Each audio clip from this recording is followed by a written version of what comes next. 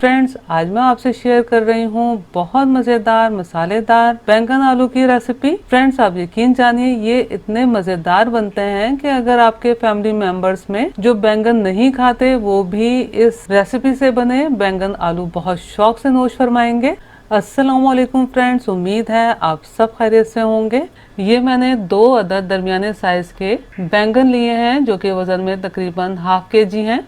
Friends, बैंगन भी अक्सर कड़वे निकल आते हैं, तो बैंगन पकाने से पहले तमाम बैंगन को ज़रूर आप चख लिया करें। बैंगन को इस तरह लंबाई के रुख में कट कर लेना है। वैसे तो जैसे आप चाहें बैंगन की कटिंग कर सकते हैं, लेकिन ज़्यादा बेहतर है इसी तरह लंबाई के रुख में बैंगन कट करें। बैंगन की कटिंग करने के बाद मैं इस तरह पानी में डिप करके और 1 टीस्पून नमक डाल के रख रही हूँ ताकि बैंगन काले ना पड़े, यानी कि इनका रंग ख़राब ना हो। इसी तरह से ये मैंने 2 आलू जो कि वज़न में तकरीबन 250 ग्राम यानी कि 1 पाव है, लंबाई के रूप में कट करके सादे पानी में डिप करके रखे हैं। मैं बैंगन आलू बनाने के लिए मस्टर्ड ऑयल का इस्तेमाल कर रही हूँ। ये मैंने 1/4 कप मस्टर्ड ऑयल लिया है, जिसमें से 2 टेबल स्पून पैन में शामिल किया है। अब मीडियम टू लो फ्लेम पर मस्टर्ड ऑयल को बहुत अच्छे से गर्म हो जाने के बाद इसमें ये मैं आलू शामिल कर रही हूँ। आलू को मैंने 5 मिनट पहले स्ट्रेनर में डाल के रख दिया था ताकि आलूओं में से पानी बहुत अच्छे से निकल जाए। अब आलूओं को अच्छा सा गोल्डन कलर आ जाने तक मीडियम फ्लेम पर शैलो फ्राई कर लेना है। आलू बहुत अच्छे से शैलो फ्राई होके 40 to 50% गल भी चुके हैं। अब इन आलूओं को निकाल लेते हैं। जिस तरीके से मैंने आलू शैलो फ्राई किए हैं, बस सेम प्रोसेस से 2 टेबल स्पून मस्टर्ड ऑयल में बैंगन भी फ्राई कर लेने हैं। फ्रेंड्स, आजकल हेल्थ प्रॉब्लम्स इतनी ज़्यादा हो रही हैं कि आप भी कोशिश कीजिए कि मेरी तरह कुकिंग के लिए मस्टर्ड ऑयल का इस्तेमाल करें। आप यकीन जानिए फ्रेंड्स, मस्टर्ड ऑयल में हर चीज़ ही बहुत बेहतरीन बनकर तैयार होती है और बिल्कुल पता नहीं चलता कि ये मस्टर्ड ऑयल में बना है। फ्रेंड्स, आप देख सकते हैं बैंगन का कच्चापन ख़त्म सा हो गया है और बैंगन भी तकरीबन 40 to 50% गल गए हैं और इसमें थोड़ी सी ट्रांसपेरेंसी सी आ गई है। बस बैंगन को इतना ही फ्राई करना है। बैंगन को मैंने 4 से 5 minute medium to low flame पर फ्राई किया है। ये बैंगन आलू फ्राई होकर तैयार हैं। अब जल्दी से चलते हैं अगले स्टेप की तरफ।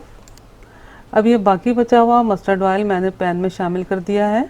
अब मस्टर्ड ऑयल को मीडियम फ्लेम पर तेज़ गरम करेंगे। जब तेज़ गरम हो जाए तो फ्लेम को ऑफ कर देंगे और 2-3 मिनट ऐसे ही ऑफ फ्लेम पर रहने देंगे ताकि मस्टर्ड ऑयल का टेम्परेचर थोड़ा नीचे आ जाए। अब फ्लेम को ऑन करके ये मैं हाफ टी स्पून सफ़ेद ज़ीरा और ये 4 से 5 अदद कश्मीरी लाल मिर्चें शामिल कर रही हूँ। फ्लेम को मैंने इस वक्त लो रखा हुआ है। हल्का सा कड़कड़ा लेने के बाद ये मैंने 1.5 टीस्पून बिल्कुल बारीक चॉप किया हुआ अदरक शामिल किया है और ये 1.5 टीस्पून बिल्कुल बारीक चॉप किया हुआ लहसुन।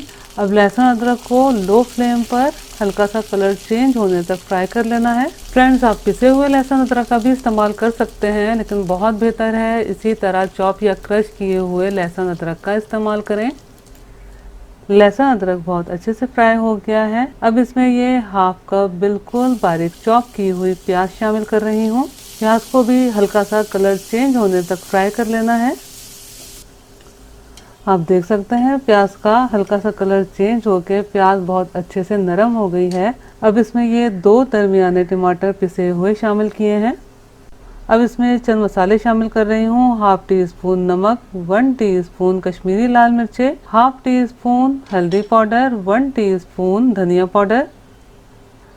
अब इन तमाम अज़ा को बहुत अच्छे से मिक्स कर लेना है और पैन को कवर करके लो फ्लेम पर टमाटर का कच्चापन ख़त्म हो जाने तक पकाना है और बीच बीच में 1 से 2 दफ़ा चमचा चलाते हुए चेक कर लेना है कि कहीं टमाटर लग ना जाए।